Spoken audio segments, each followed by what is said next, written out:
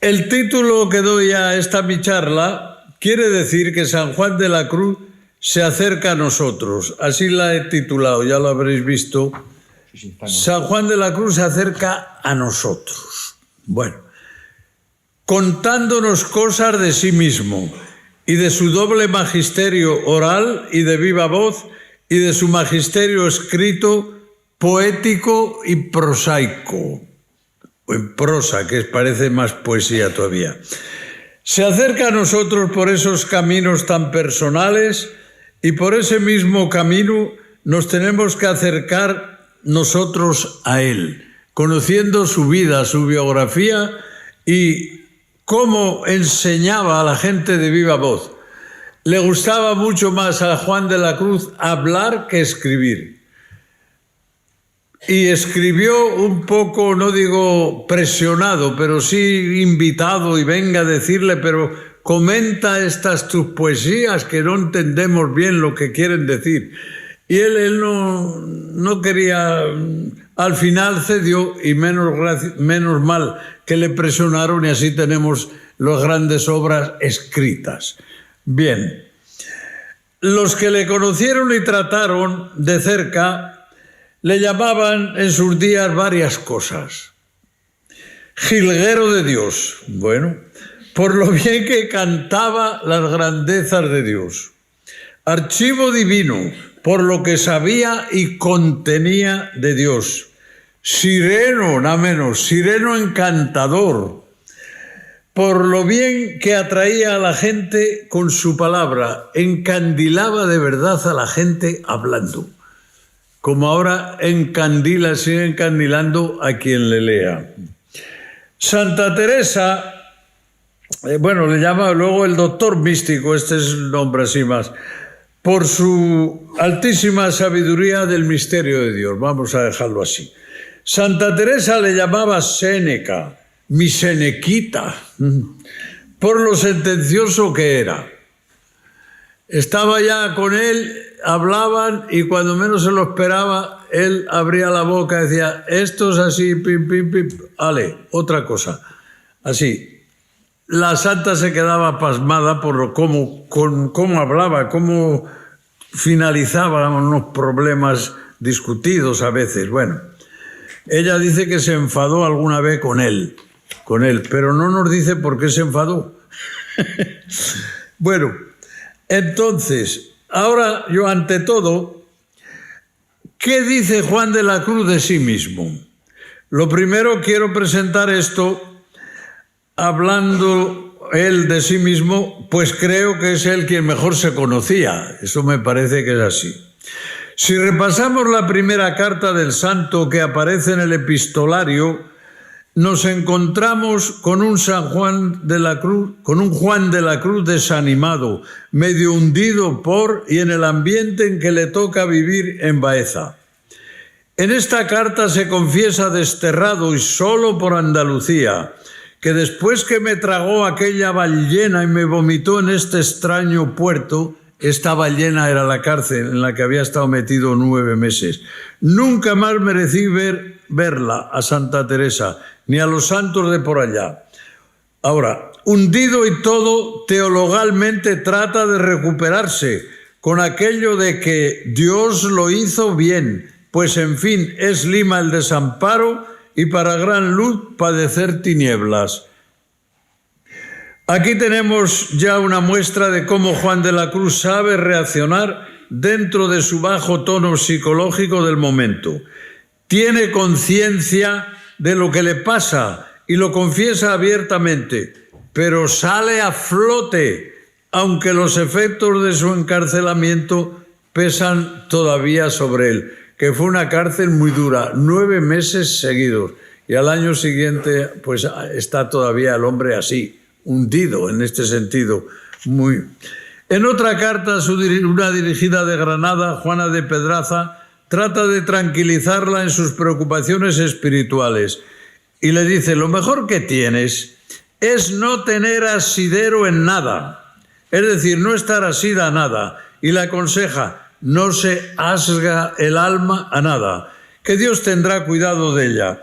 Y ahora le confiesa algo que a él le pasa y así le dice: esto por mí lo veo, que cuanto las cosas más son mías, más tengo el alma y corazón en ellas, y muy cuidado, porque la cosa amada se hace una cosa con el amante, y así hace Dios con quien le ama.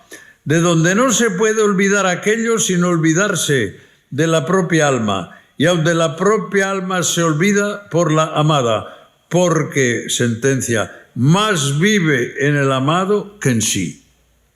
Aquí tenéis su doctrina acerca de cómo funciona la realidad del estar asido o apegado a las cosas. Y realmente, aunque hace esa humilde confesión suya, él vivía muy libre de asimientos y apegos, muy unido a Cristo Jesús, que esto era lo importante. En otra de sus cartas del 19 de agosto de 1591, cuenta doña Ana de Peñalosa, era una dirigida suya famosa, a la que dedicó el libro de las estrofas y el comentario a La llama de amor viva. Bueno, a esta doña Ana de Peñalosa le cuenta su llegada a la Peñuela, cuando viene ya de Castilla para quedarse definitivamente en Andalucía, donde muere, y su estancia en aquel convento tan solitario en la Peñuela. Me hallo muy bien, gloria al Señor, y estoy bueno, que la anchura del desierto ayuda mucho al alma y al cuerpo, aunque el alma muy pobre anda. Debe querer el Señor que el alma también tenga su desierto espiritual. Sea mi enhorabuena como él más fuere servido, que ya sabe su majestad lo que somos de nuestro, por nuestro modo de ser. Sea lo que fuere, que en tanto bien me hallo sin saber nada, y el ejercicio del desierto es admirable. Aquí tenéis otro cómo se presenta. Más adelante desciende a dar los siguientes detalles de su vida campesina. Esta mañana habemos ya venido de coger nuestros garbanzos, y así las mañanas. Otro día los trillaremos. Es lindo, esto sí, manosear estas criaturas mudas, mejor que no ser manoseados de los vivos o de las vivas. En esta confesión vemos cómo el santo sabe alegrarse viviendo en la soledad, y vemos que no se olvida, por otra parte, de las pruebas que ha tenido que soportar pocos meses atrás. Aquí hace presencia su sensibilidad. Sabrá aceptar el sufrimiento, pero no lo ignora ni lo maldice. En esto que aparece en esta carta, unos meses antes de su muerte, yo veo su equilibrio personal. No es insensible, sino que sabe comportarse del modo más propio, y el ambiente material le ayuda y entona. Bueno, ya vemos por estas confesiones que hace de lo que le pasa o le ha pasado, que cumple lo que enseña en el libro de la subida en un punto. Aunque todo se acabe y se hunda, y todas las cosas sucedan al revés y adversas, vano es turbarse, pues por eso antes se dañan más que se remedian, y llevarlo todo con igualdad tranquila y pacífica no solo aprovecha al alma para muchos bienes, sino también para que en esas mismas adversidades se acierte mejor a juzgar de ellas y ponerle remedio conveniente. ¡Qué consejo, madre! Estas son algunas de las cosas que escribe acerca de sí mismo, de sus casos y pruebas. Hay otras cosas, pero con estas creo que ya es lo que quiero decir, que se conocía y nos dice cómo es, qué le pasaba. Situaciones cruciales en su vida. Para conocer en serio a Juan de la Cruz hay que verle en dos situaciones cruciales en su vida. Primero, en la cárcel de Toledo, la primera. La segunda, en la persecución infame que organizó los últimos meses de su vida contra él, tal Diego Evangelista, inquiriendo siniestramente sobre la vida y comportamiento de Juan de la Cruz.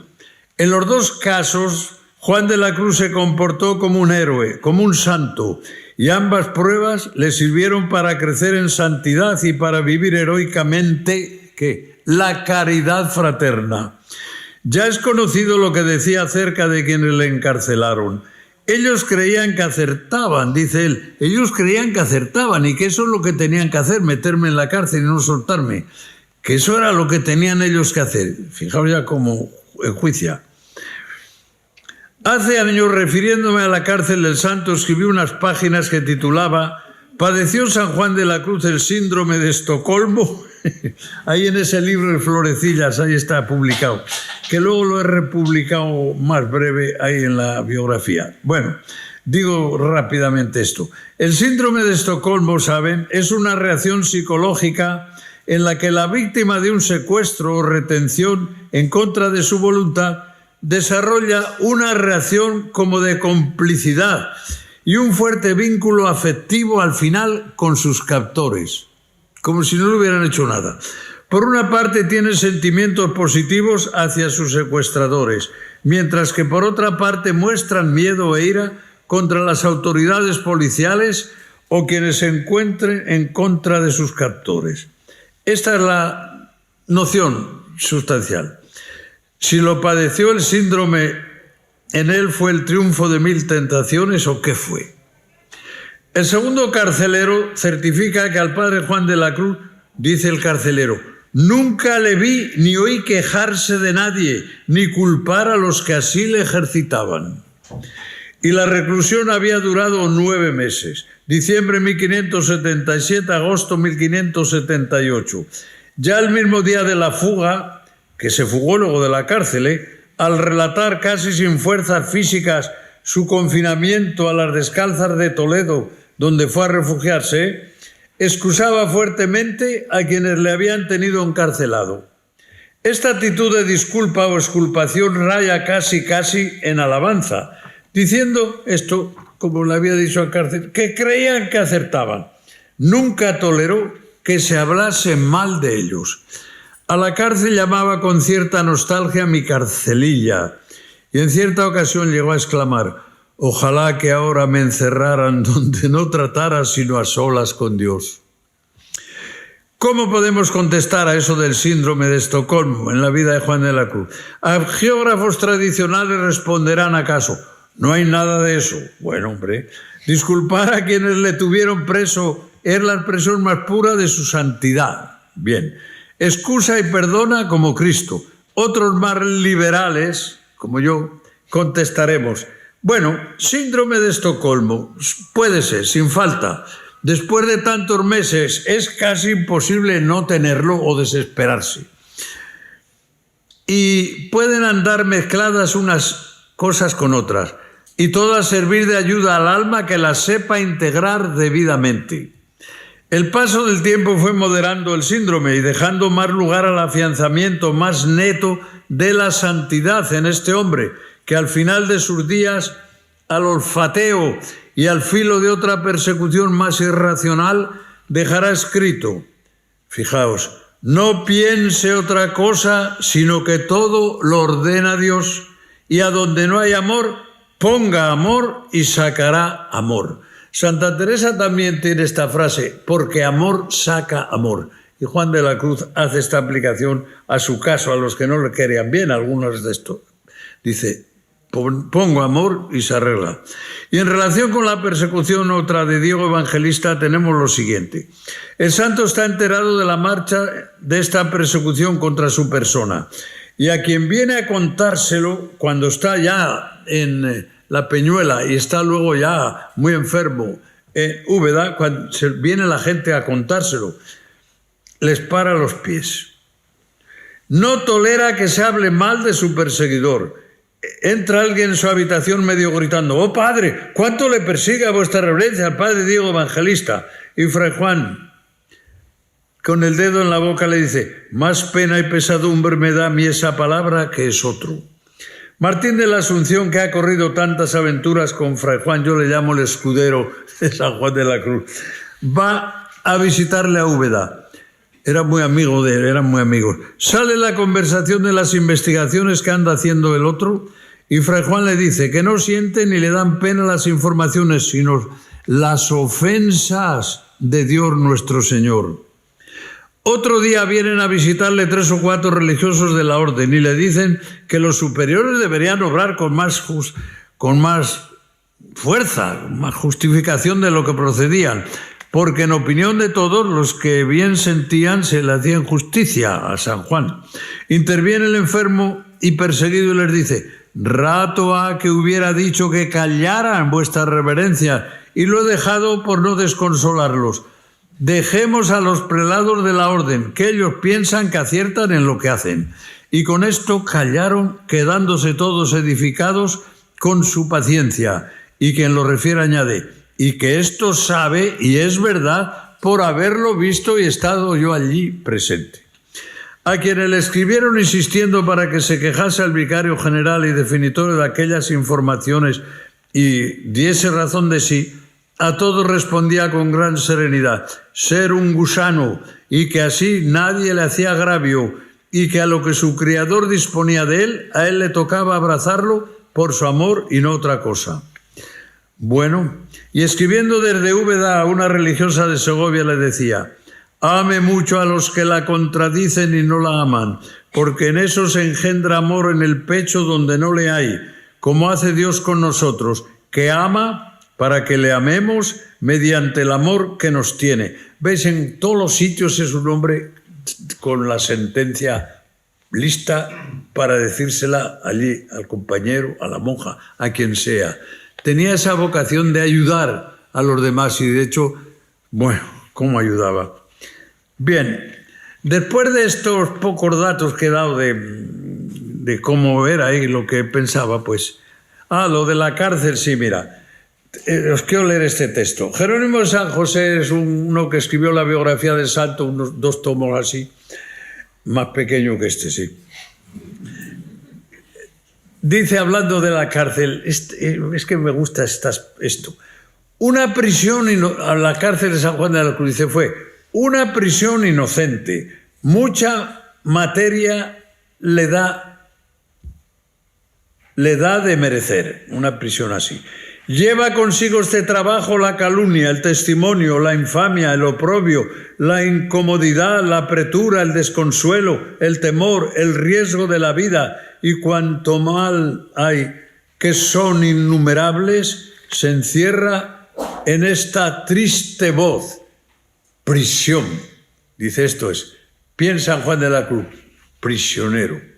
Esto es lo que dice, y con todas esas cosas que acaba de decir. Bueno, y yo ahora pues paso a esto, como dije, que se le conoce, se acerca, como digo, a nosotros a través de su magisterio oral o de viva voz, al que era aficionadísimo. Dando un paso más tenemos eso, que es un maestro integral, es decir, su magisterio oral o viva voz, su magisterio escrito. Los testigos oculares insisten sobre 3 puntos, generalmente en el mismo contexto, y te dicen: era un hombre que poseía magníficamente la doctrina que tenía que dar. Era extraordinario en el arte de comunicar o transmitir esa doctrina poseída, y gozaba de una eficacia singularísima en iluminar la mente y en mover la voluntad y encender el corazón de cuantos le escuchaban. Así era este Juan de la Cruz que se acerca a nosotros y que nos da ejemplo. Digo aquí ahora pocas cosas porque, según me han dicho, se puede luego publicarla, allí será más larga la conferencia y más detalles. Bueno, pero aquí algunos de estos más necesarios. ¿Cómo era esa posesión de la doctrina? Uno de los frailes que vivió mucho con él, que era un hombre doctísimo, tan cercano al Juan de la Cruz, dice: le oí yo, por muchos años en cuantos conventos con él estuvo, hablar tan altamente de las virtudes y cosas de Dios, que con haber oído a diversas personas hablar de Dios nuestro Señor y de virtudes, jamás ha encontrado este testigo hombre que a su parecer tan altamente hablase de Dios, ni con tanta claridad y eficacia, porque en el oírle hablar mostraba un grandísimo aprecio de las cosas de Dios, y que las penetraba altamente y las obraba. Muchas almas tentadas y de grandes dudas interiores, con pocas palabras los satisfacía y quietaba y daba luz en sus dudas. Y bueno, yo he escrito sobre ya hace bastante tiempo y sigo escribiendo sobre eso, que llamo el el magisterio oral y tiene varios métodos en ese magisterio oral de enseñar de viva voz, es todo lo otro. Y ahí expongo, sirviéndose de la Biblia, o sea, método expositivo bíblico, socrático a base de diálogo, representativo escenificado, hacía hacer como pequeñas comedietas y tal para que se grabase mejor la cosa en las mentes jóvenes sobre todo, exhortativo o sentencial, y luego también de buena prensa, decía, lea usted este libro, entregaba los evangelios, daba 4 palabras, decía, pero lea esto, eran los métodos que tenía en ese magisterio oral o de viva voz. Era un grande ingenio, desarrollaba en el magisterio oral las mismas cualidades de exposición y claridad que brillan generalmente en los libros. Ahí os leo este texto y ya voy a parar más adelante. Juan de la Madre de Dios, que trató con el santo unos 6 años, da de él una semblanza extraordinaria de su magisterio de viva voz y dice, entre otras cosas, Juan de la Cruz les daba, dice, era prior, ¿no?, de los conventos, Juan de la Cruz les daba 2 veces de comer, una la comida material y otra las palabras de vida que les decía. La una sustentaba el cuerpo y la otra el alma, y este testigo, con haber conocido muy grandes varones espirituales, jamás vio ni oyó hombre tan perfecto ni que tan levantadas cosas hablase de Dios, y era al juicio de este testigo uno de los grandes maestros de espíritu que ha tenido nuestro Señor en su iglesia, porque mostraba haberle nuestro Señor enseñado y comunicado mucho.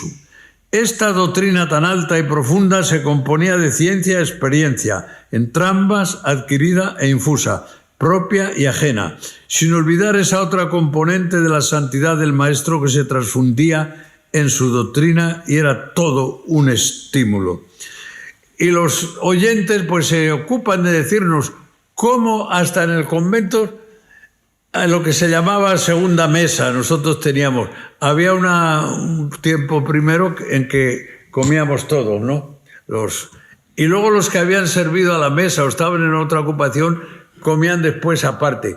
Y allí mismo, allí también se leía en público para unos y para otros, mientras estábamos comiendo. Bueno, pues este es lo que dice de la eficacia esta y de la segunda mesa. Contaban, nosotros vamos corriendo, comemos muy deprisa, rapidísimamente, y algunos ni comen, después comerán, por ir corriendo a ver lo que está diciendo el Juan de la Cruz, porque después de la comida daba como una conferencia, toda una recreación, hablando de Dios, de las virtudes, de todo este mundo espiritual, a los frailes. Y había algunos ya que trataban de escribirlo, no tenían estos medios que ahora para grabar, y así.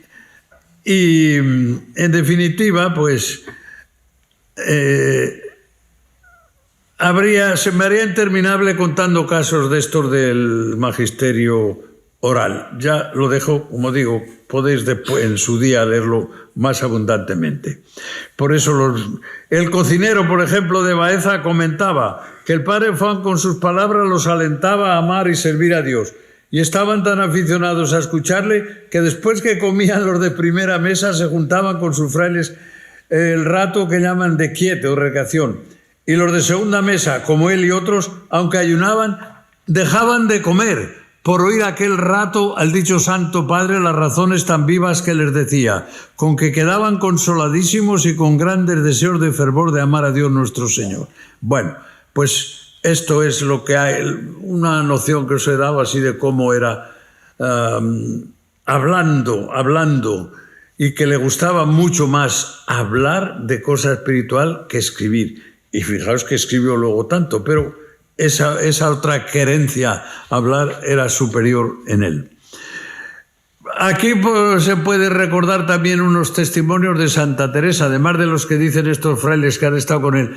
Santa Teresa habla mucho de él, de su primer encuentro con él, y ya le alaba mucho. Y en una de las cosas que dice de él, y aunque es chico, ella se reía de él y le decía que era muy chico. Entiendo Entiendo, es grande en los ojos de Dios, es cuerdo y propio para nuestro modo, y así creo le ha llamado nuestro Señor para esto. No hay fraile que no diga bien de él, porque ha sido su vida de gran penitencia. Parece le tiene el Señor de su mano, ánimo lleva. Mucho me ha animado el espíritu que el Señor le ha dado y la virtud entre hartas ocasiones, para pensar llevamos buen principio. Tiene harta oración y buen entendimiento. Esto del buen entendimiento... Ahí al final del libro yo pongo un examen grafológico que hizo una famosa Susana Bresar, una señora de París. Estupendo, hecho fantástico, acertadísimo. Era una de estas grafólogas de verdad, no una aficionada. Y las cosas que dice de la sensibilidad de este hombre. Tenía una sensibilidad tan fina, tan tremenda, que si no hubiera tenido al mismo tiempo un entendimiento también tan claro, hubiera dado al traste con él. Esa sensibilidad tremenda. Y pasaba, muchos creían que era muy seco, que va. Era un hombre... Luego, no hay más que leer luego las poesías. La sensibilidad que aparece ahí en las poesías ya te está diciendo cómo es el personaje. Bueno, y pues Santa Teresa, a Fray Juan, dice otro lado, todos le tienen por santo, y todas... Y creo que no se lo levantan, o sea, dice que no es una calumnia que digan que es santo y no lo es, no.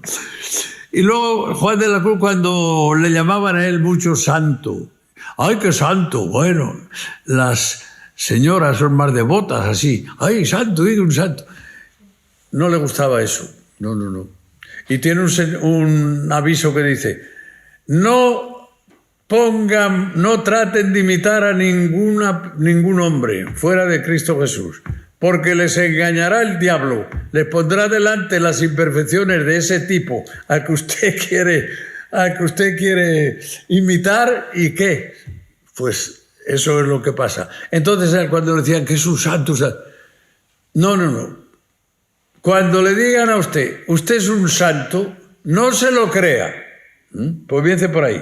No se lo crea. Bueno, y piense, esté seguro de que Dios le manda a decir eso para que de verdad se haga santo, porque no lo es.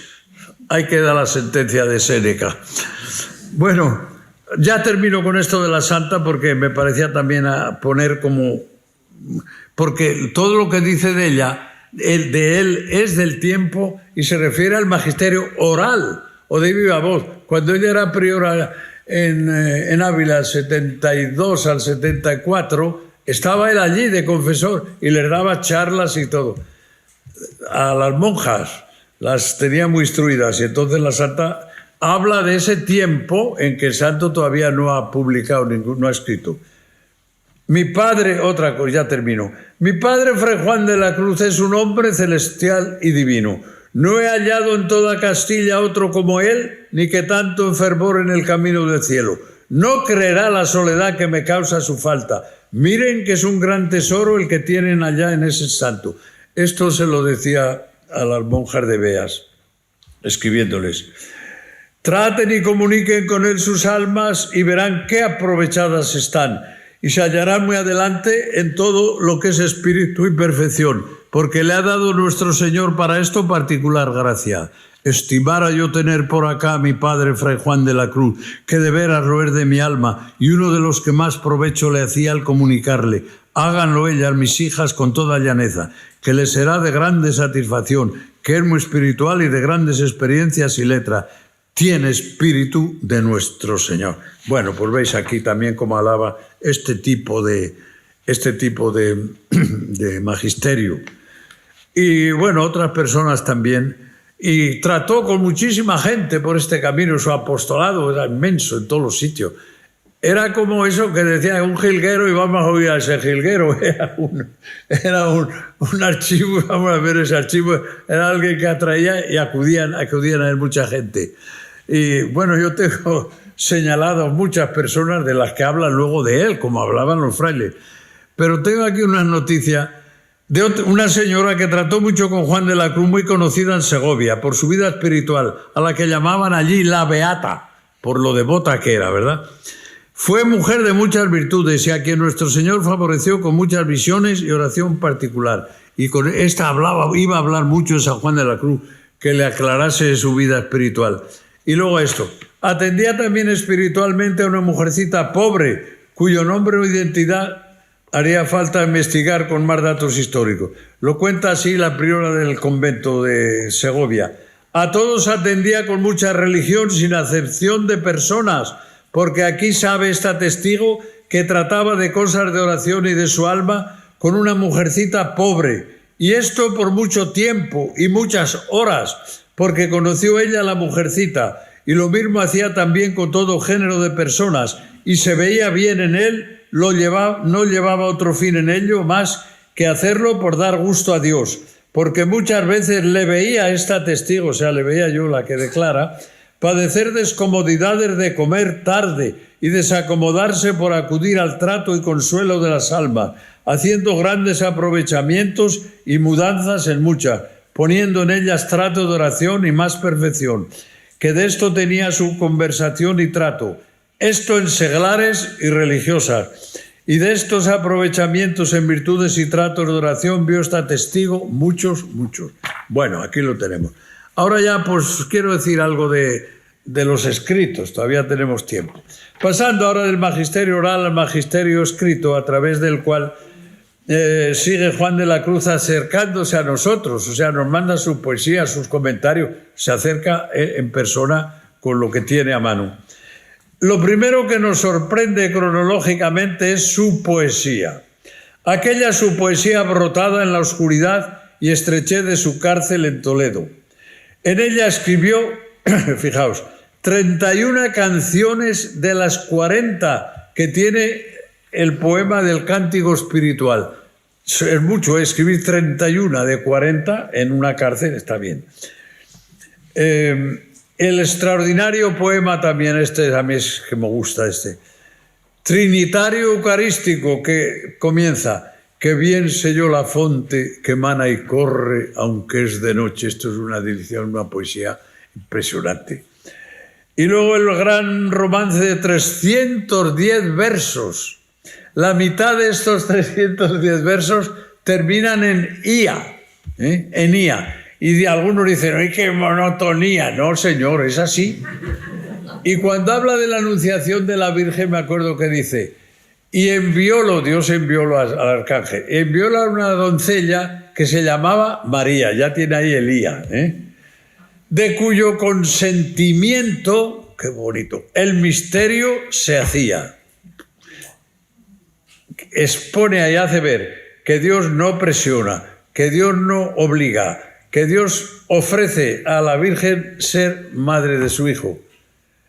Y la deja que ella lo piense y que conteste. Y le hace todas aquellas preguntas al arcángel. Al final, cuando le dice, mira, Dios es todopoderoso y lo arregla todo. Entonces ya, he aquí la esclava del Señor. Le convenció el atributo del todopoderoso, del que Santa Teresa era de verdad devotísima. Para ella tenía un problema, Dios es todopoderoso, lo arreglaba. Ya está, todopoderoso. Es curioso. Bueno, y además tenemos que saber, el único atributo divino que tenemos en el credo que creemos es Dios Padre Todopoderoso. No todo misericordioso, todo... No. Ahí se nos pone el Todopoderoso. Y ahí entra cualquier cosa, otra cosa. Bueno, en la cárcel escribió solo poesía, ni una línea en prosa. Está bien, y según estaba de afligido ayer, pobre hombre. Ahora os quiero decir algo y ya voy casi a ir terminando. Una cosa que casi no se ha divulgado esto. Filólogos y expertos en análisis poéticos han escrito tantísimo acerca de él como poeta, de Juan de la Cruz como poeta. Lo que no es casi conocido es lo que no un filólogo, sino un papa como Pablo VI dijo, recordando el carisma poético de Juan de la Cruz con sus derivaciones en el área de la contemplación, en su carta apostólica Altissimi Cantus Domini, en el 7º centenario del nacimiento de Dante Alighieri, el 7 de diciembre de 1965. Este documento que cito aquí no es directamente sobre Juan de la Cruz, pero allí el Papa habla del Dante y cita, hace mención de poetas cristianos, y el primero casi, el que cita entre los más eminentes, es precisamente a Juan de la Cruz. Y todo lo que va a decir ahora de la relación de la poesía y la vida mística o la vida espiritual es mucho más aplicable a Juan de la Cruz que a Dante Alighieri. Bueno, no le conocía a Dante yo. En esa misma carta, pues, se dedican unas reflexiones a este tema. Relación entre teología y poesía. Oración y poesía. Y no hay duda de que estas reflexiones pues, son muy aplicables a Juan de la Cruz, como digo. En el documento pontificio todavía se subraya el hecho de que los contemplativos, es decir, los hombres religiosos por excelencia, más que cualquiera, son candidatos a la poesía, a la grande poesía, y se proponen como modelos de ella, así juzgados por todos, los vaticinios de los profetas y de los salmos de David. El santo tiene una devoción particularísima al profeta Isaías, que es poeta. Isaías era poeta.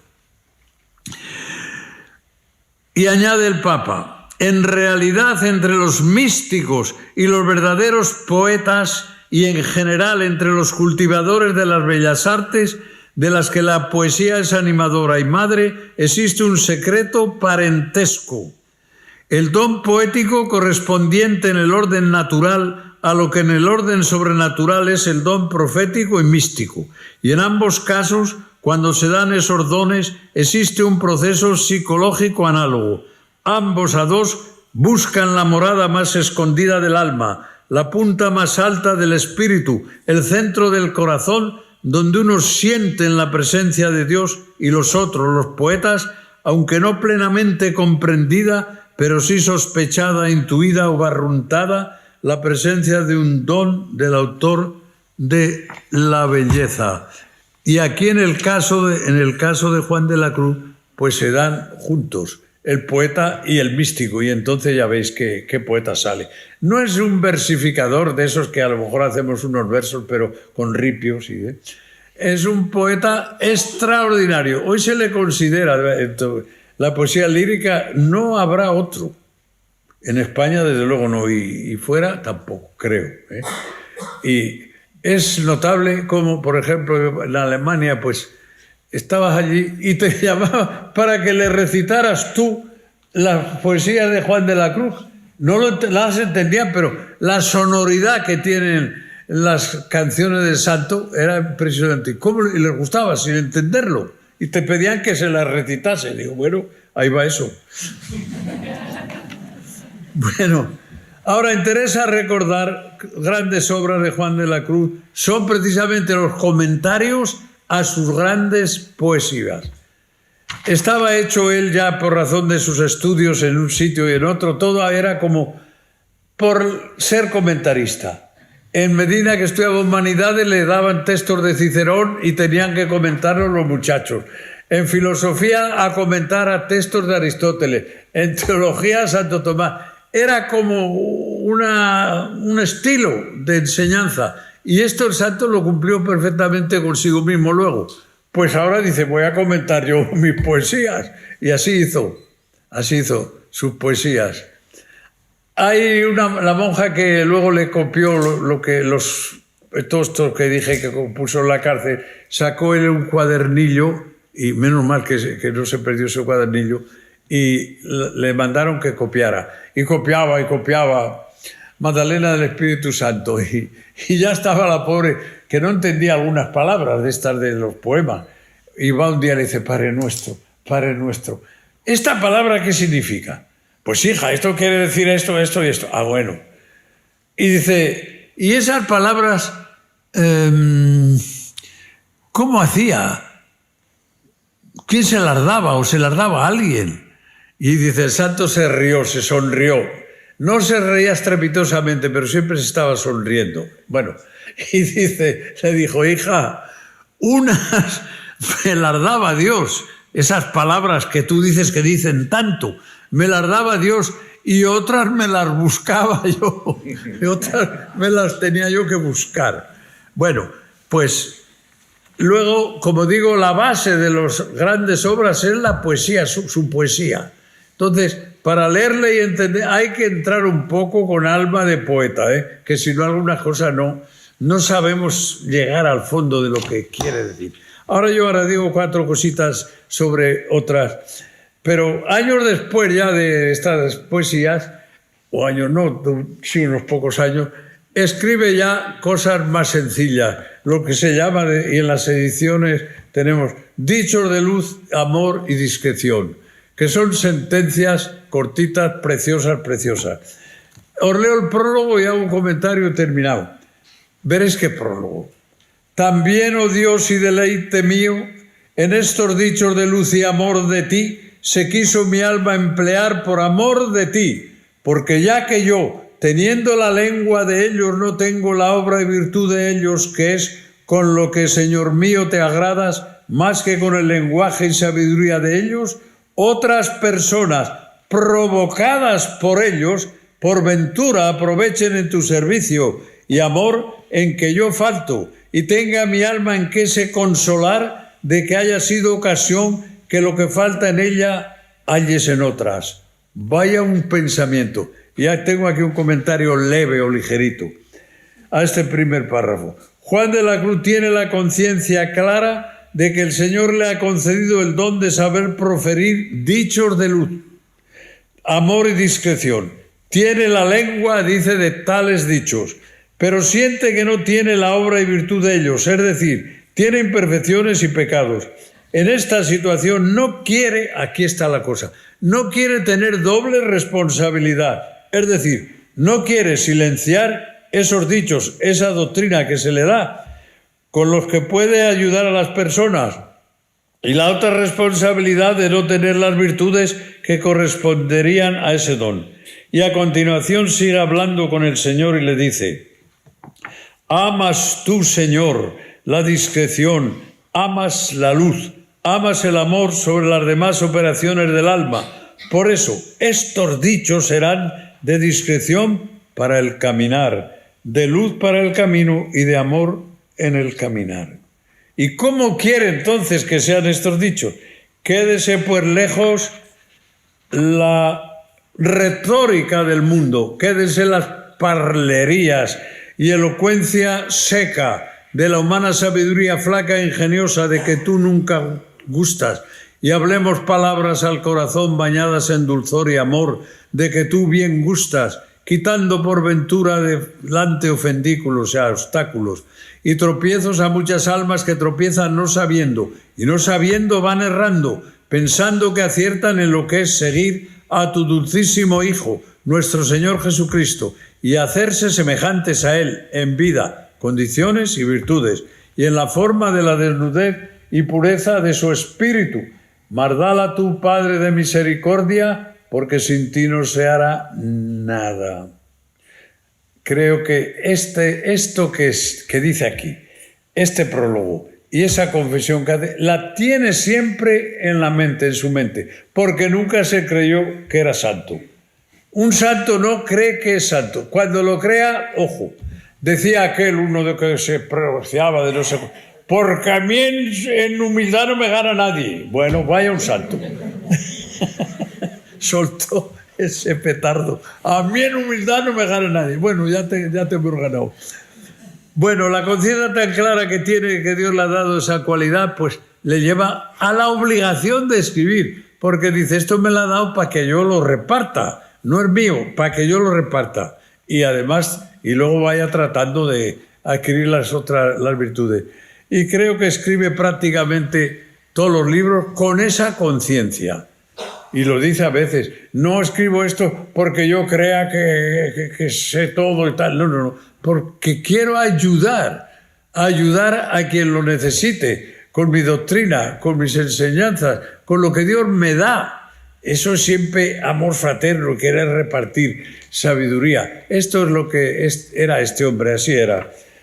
Bueno, ya luego sabéis que los valores que encierran su libro fueron especialmente examinados al hacerle doctor de la Iglesia. Lo de los años que hace que es doctor de la Iglesia no se me olvida, ¿no? Porque fue cuando yo nací. O sea, hace 93 años, el 24 de agosto, que fue declarado doctor de la Iglesia. Doctor de la Iglesia. Y sí que voy a terminar ya. Pío XI, en la carta apostólica en la que declaraba doctor, dejó dicho: aunque la subida del Monte Carmelo, Noche Oscura, Cántico Espiritual, Llama de Amor Viva y otros opúsculos y cartas suyos tratan de materias difíciles y recónditas, encierran, sin embargo, tan copiosa doctrina y se adaptan también a la inteligencia de los lectores que con razón pueden ser considerados como el código y la escuela de toda alma fiel deseosa de emprender una vida más perfecta. Por eso, con razón, en la bula de canonización se afirma que Juan de la Cruz escribió libros de mística teología llenos de sabiduría celestial. Y un poco más adelante afirma que los escritores de teología y varones santos han visto sin cesar en Juan de la Cruz al maestro de santidad y piedad y han acudido a su doctrina y escritos como a la pura fuente del sentido cristiano y espíritu de la Iglesia al tratar de cosas espirituales. Y ahora pues puedo decir que es seguramente, yo no sé si el más leído doctor de la Iglesia, este. Otros antiguos que escribían unos tomazos grandes en latín, pues hay poca gente que los lea. Este, San Juan de la Cruz, Santa Teresa de Jesús y Teresa de Lisieux, los tres nuestros, vaya por Dios. Somos 4 gatos, pero tenemos 3 doctores. Sí, sí. Bueno, ahora tenía aquí una cosita, pero no sé si esto... No sé, a lo mejor ni lo tengo. No, ¿cómo había que leer? ¿Cómo hay que leer? Así. Digo, esto es muy corto. 2 minutitos. Porque esto lo suele preguntar la gente. Ya por si alguna lo quería preguntar, ya contesto. Orden a seguir en la lectura de San Juan de la Cruz. Sobre esto tuve yo una pelea con el famosísimo teólogo Legario González de Cardenal, que se atrevió a escribir, y yo le hice una réplica, está publicada.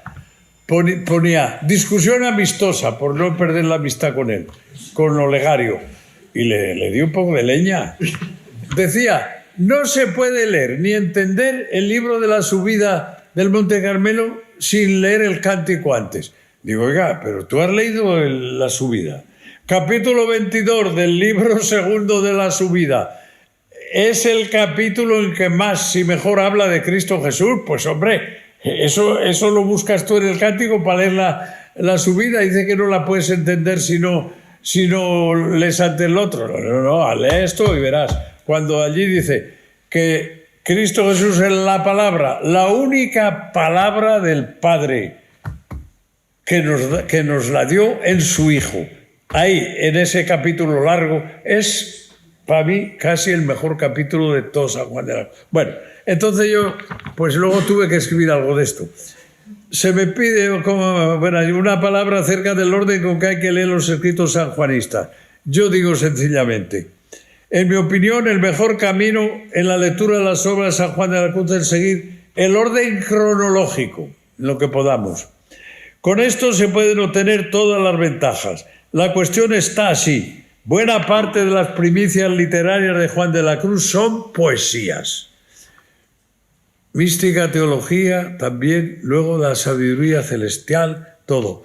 Y entonces, vete leyendo esos dichos de luz y amor, como he dicho aquí, y entonces eso te lleva a desear más. Lee las poesías y también tú preguntarás, como preguntaban, la admiración que sentían los primeros que conocieron la poesía, pues se movían a preguntarle y a presionarle para que se las comentara. Y como he dicho, terminó haciéndolo. Admiradores les he de conocer más a fondo y con más amplitud. Así comenzaron a hacer los grandes comentarios. De la especie de presión, ya lo dije. Declaración a petición de la Madre Ana de Jesús. en las dos redacciones La Llama. Era a petición de, escribía también, o sea que no escribía por escribir. Me pidieron esto, y a Ana de Jesús porque le había pedido. Y luego la otra señora le entró envidia a la... No le tengo yo mucha devoción a la otra, pero bueno. Y le pidió al santo, ay, a mí, y le tuvo que escribir. El santo era tan bueno, escribió cuatro estrofas y las comentó. Menos mal que la otra lloró un poco y el santo le hizo caso y tenemos el libro de La Llama. Bueno, aviso religioso. Otras obras menores, además de los poemas, tales como Cautelas, avisos religiosos, dichos de luz y amor, El diseño del monte, son también de esos primeros años de la carrera de escritor de Juan de la Cruz.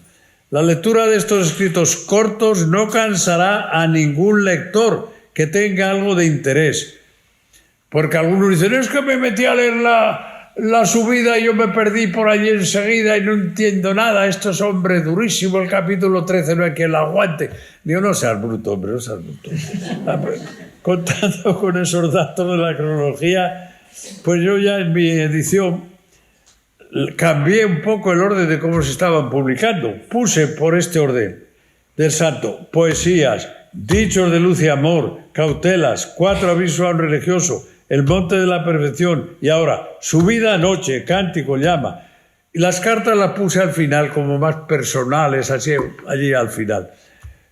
Censura y ordenanzas. Esto es lo que hay. Yo creo que no tiene que asustarse nadie, pero tiene que saber coger las obras en la mano y por dónde tiene que empezar. Porque la queja es que el libro de la subida es inaguantable o que es muy difícil. Y no es difícil, pero hay que sentarse a entenderlo.